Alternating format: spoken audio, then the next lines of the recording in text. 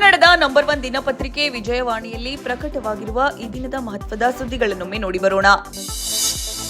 ರಾಜ್ಯದ ಅತ್ಯುನ್ನತ ನೇಮಕಾತಿ ಸಂಸ್ಥೆಯಾದ ಕರ್ನಾಟಕ ಲೋಕಸೇವಾ ಆಯೋಗದ ಘನತೆ ಮತ್ತು ವಿಶ್ವಾಸಾರ್ಹತೆಗೆ ಧಕ್ಕೆ ತಂದಿರುವ ಭೀಕರ ಆರೋಪಗಳ ಹಿನ್ನೆಲೆಯಲ್ಲಿ ಆಯೋಗದ ಅಧ್ಯಕ್ಷ ಶಿವಶಂಕರಪ್ಪ ಎಸ್ ಸಾಹುಕಾರ್ ಅವರನ್ನ ತಕ್ಷಣದಿಂದ ಜಾರಿಗೆ ಬರುವಂತೆ ಅಮಾನತುಗೊಳಿಸಿ ರಾಜ್ಯಪಾಲರು ಆದೇಶ ಹೊರಡಿಸಿದ್ದಾರೆ.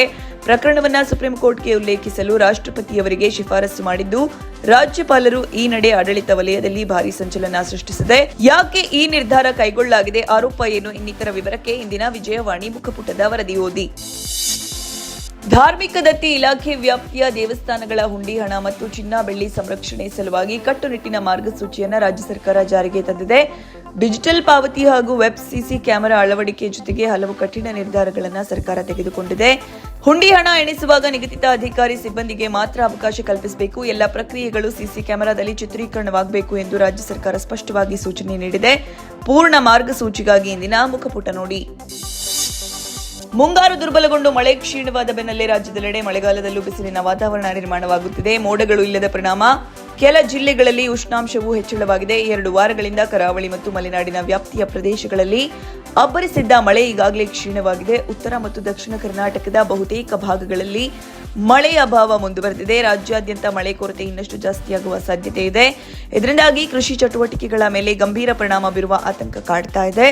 ರಾಜ್ಯದ ಹವಾಮಾನ ಕುರಿತ ಈ ವರದಿ ಮುಖಪುಟದಲ್ಲಿ ಪ್ರಕಟವಾಗಿದೆ. ರಾಜ್ಯ ಕಾಂಗ್ರೆಸ್ ಸರ್ಕಾರದಲ್ಲಿ ಸಚಿವ ಸಂಪುಟ ವಿಸ್ತರಣೆ ಚರ್ಚೆ ಮತ್ತೆ ಮುನ್ನೆಲೆಗೆ ಬಂದಿದ್ದು, ಆಕಾಂಕ್ಷಿ ಶಾಸಕರು ಚುರುಕುಗೊಂಡಿದ್ದಾರೆ. ಎಐಸಿಸಿ ಅಧ್ಯಕ್ಷ ಮಲ್ಲಿಕಾರ್ಜುನ ಖರ್ಗೆ ಮತ್ತು ಮುಖ್ಯಮಂತ್ರಿ ಡಿಕೆ ಶಿವಕುಮಾರ್ ಅವರನ್ನ ಭೇಟಿ ಮಾಡಿ ಸಚಿವ ಸ್ಥಾನಕ್ಕೆ ಒತ್ತಡ ಹೇರುತ್ತಿದ್ದಾರೆ.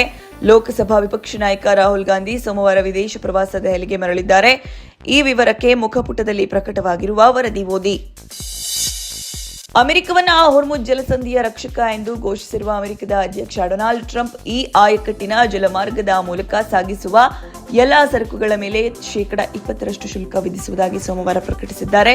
ವಿವರ ದೇಶ ವಿದೇಶ ಪುಟದಲ್ಲಿ ಪ್ರಕಟವಾಗಿದೆ.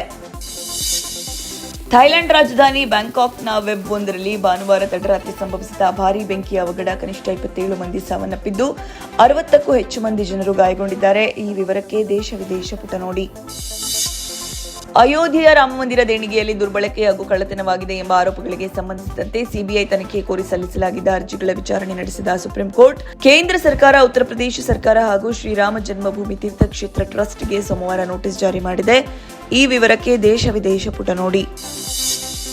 ಭಾರತದ ಮಹಿಳಾ ಕ್ರಿಕೆಟ್ ತಂಡ ಪ್ರತಿಷ್ಠಿತ ಲಾರ್ಡ್ಸ್ ಮೈದಾನದಲ್ಲಿ ಟೆಸ್ಟ್ ಪಂದ್ಯ ಜಯಿಸುವ ಮೂಲಕ ಐತಿಹಾಸಿಕ ಸಾಧನೆ ಮಾಡಿದೆ. ಆತಿಥೇಯ ಇಂಗ್ಲೆಂಡ್ ವಿರುದ್ಧದ ಏಕೈಕ ಟೆಸ್ಟ್ ಪಂದ್ಯದ 5ನೇ ಹಾಗೂ ಅಂತಿಮ ದಿನ 270 ರನ್ಗಳ ಬಹುತೇಕ ಗೆಲುವು ದಾಖಲಿಸಿದೆ. ಈ ಪಂದ್ಯದ ವರದಿ ಕ್ರೀಡಾಪುಟದಲ್ಲಿದೆ. ಆಗಸ್ಟ್ ಕೊನೆಯ ಭಾಗದವರೆಗೂ ಭಕ್ತರಿಗೆ ದರ್ಶನ ನೀಡುತ್ತಿದ್ದ ಬಾಬಾ ಬರ್ಫಾನಿ ಅರ್ಥಾತ್ ಅಮರನಾಥದ ಪವಿತ್ರ ಹಿಮಲಿಂಗ ಈ ಬಾರಿ ಯಾತ್ರೆ ಶುರುವಾದ 5 ದಿನಗಳಲ್ಲಿ ಸಂಪೂರ್ಣ ಕರಗಿ ನೀರಾಗಿದೆ. ಭಕ್ತರಲ್ಲಿ ನಿರಾಸೆ ಉಂಟು ಮಾಡಿದೆ. ಜಾಗತಿಕ ತಾಪಮಾನ ಏರಿಕೆ, ಹವಾಮಾನ ವೈಪರೀತ್ಯ, ಲಕ್ಷಾಂತರ ಯಾತ್ರಾರ್ಥಿಗಳ ದೇಹದ ಉಷ್ಣಾಂಶ, ನಿರಂತರ ಹೆಲಿಕಾಪ್ಟರ್ ಸಂಚಾರ, ಗುಹೆಯ ಸುತ್ತ ಮೂಲಸೌಕರ್ಯ ನಿರ್ಮಾಣ ಮುಂತಾದ ಕಾರಣಗಳಿಂದ ಹೆಚ್ಚಿನ ಶಾಖ ಸೃಷ್ಟಿಯಾಗುತ್ತಿದ್ದು, ಅದರಿಂದಾಗಿ ಈ ನೈಸರ್ಗಿಕ ಪವಾಡ ಇತ್ತೀಚಿನ ವರ್ಷಗಳಲ್ಲಿ ವೇಗವಾಗಿ ಕರಗ್ತಾ ಇದೆ. ಈ ಕುರಿತ ಸಮಗ್ರ ವಿಶ್ಲೇಷಣೆ ಚಿಂತನ ಪುಟದಲ್ಲಿದೆ. ಇವಿಷ್ಟೇ ಅಲ್ಲ, ಮುಂಜಾನೆ ಮಾತು, ಅಂತರಂಗ, ಭವಿಷ್ಯ, ಮನೋವಿಕಾಸದ ಕಾಲಂಗಳು, ಕ್ರೀಡೆ, ಸಿನಿಮಾ, ದೇಶ ವಿದೇಶಗಳ ಭರಪೂರ ಸುದ್ದಿಗಳ ವಿಶೇಷಗಳಿಗಾಗಿ ವಿಜಯವಾಣಿ ಓದಿ.